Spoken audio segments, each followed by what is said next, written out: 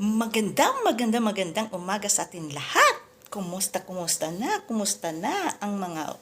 Eto guys, ayusin ko muna ang aking buhok kasi pag tinan mo, sa sobrang kulot na ito, pag bagong gising kasi, yung mga OFW, diretso na lang tali-tali. Wala nang suklay-suklay. Ginagamit na lang pagsuklay, yung kamay. So, kumusta na ang lahat dyan?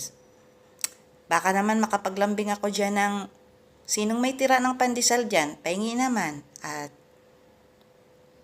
ma-partner mo lang sa kape. Pwede ba?